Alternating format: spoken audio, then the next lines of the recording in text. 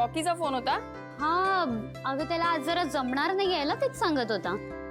वा, चाळीतले टीचर दांड्या मारायला लागले. नाही ताई ते जरा त्याला वेगळं काम आहे त्याचं personal. By the way Shiva, हा तो म्हणत होता की सगळे तुझी वाट बघताय तिथे वस्तीत. कशाला? सूट काय आहे ग तिकडे?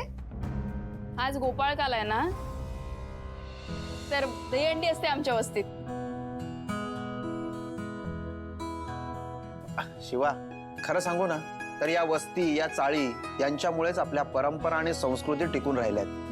काय बोलतोय? काय आहे त्या वस्तीत? काय कमी आहे सांगा ना. काका तुम्ही बरोबर बोलताय. आमच्या वस्तीत ना शिवरात्र एकदम जोरात असते. गणपतीची आरती आहे ना, प्रत्येक घरात जाऊन अख्खी वस्ती करते माहितीये. दिवाळीचा फराळ तो प्रत्येक घरात जातो. आणि आमची नगमा आहे ना, तिच्या हातचा शीरकुर्मा तर अख्खी वस्ती अशी दाबून खाते आणि खूप कौतुक करते. आणि गोपाळकाला भाई त्याची बातच वेगळी आहे. म्हणजे वस्तीतल्या चौकात ना अशी हंडी लागते, 5-6 थर तर कुठेच नाही तो, आणि त्याच्यावर डबल एक्का. म्हणजे ग शिवा? म्हणजे सगळ्यात वर आहेत ना असे एकावर एक असे थर लागतात. आणि मेन गोष्ट कोण सांगणार ग? तर काय अजून? अरे बाबा, ही आपली लेडी सिंगम आहे ना, ही दरवर्षी स्वतः हंडी फोडते. काय? क्या बात आहे शिवा, वा. दरवेळेस ना तुझ्याबद्दल काहीतरी नवीन कळतं आम्हाला. बरं चल चल शिवा, आवरायला घे. तुला जायचं असेल ना वस्तीत, सगळे हंडी फोडायला तुझी वाट बघत असतील. कोणीही कुठेही जायची गरज नाही.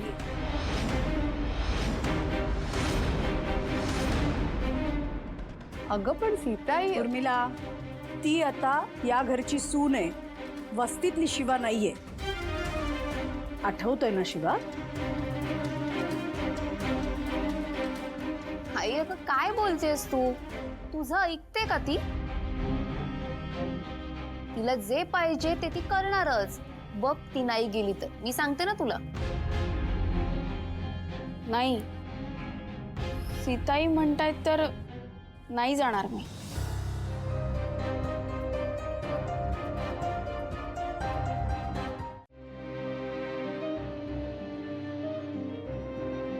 हे फोटोज वस्तीत ना दहीहंडी खूप भारी साजरी केली जाते.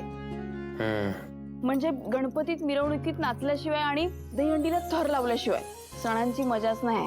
आणि तुला मजा करायची आहे यावर्षी. पण सीताई नाही बोलल्यात ना. तुला काय वाटतंय?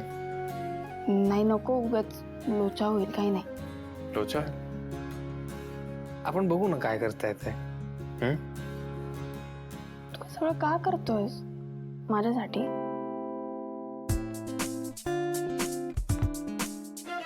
पाना गँगचा फोन आला होता ऍक्च्युली. अच्छा, म्हणून हे सगळं चाललंय.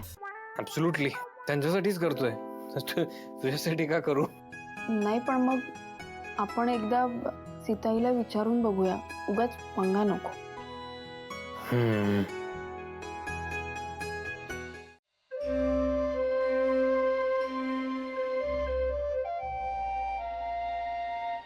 सीताई, काय झालं?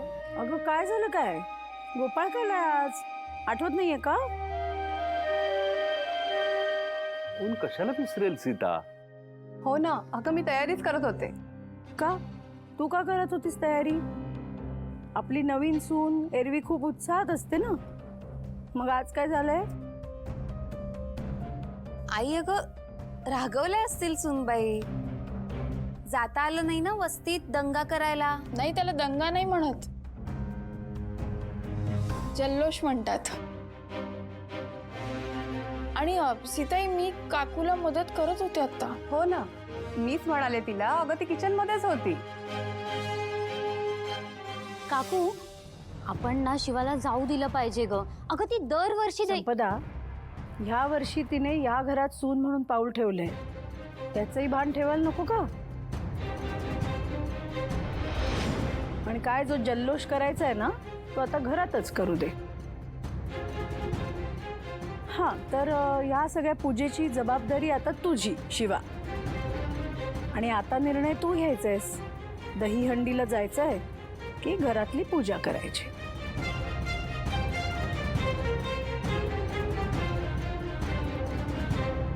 ओके ओके काकू, तुला एवढंच हवंय ना की तिने घरातली पूजा करावी. तर समजा म्हणजे जस्ट इन केस ती पूजा करून मग गेली तर चालेल तुला? तुझं तोंड जरा बंद करा. नाही, आजकाल खूपच डोकं चालायला लागलंय तुझं.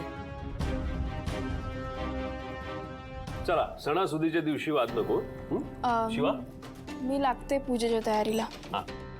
आणि हा, तिला कोणीही मदत करायची नाहीये, नेहमीसारखंच. उर्मिला, एकटीला करू दे सगळं. सीता ती एकटी कशी काय? का? तुमचा विश्वास आहे की तिच्यावर? आणि ते काय ते म्हणतात, एकावर एक डबल एक का? हा, डबल एक का? त्यापेक्षा सोपंच आहे ना हे.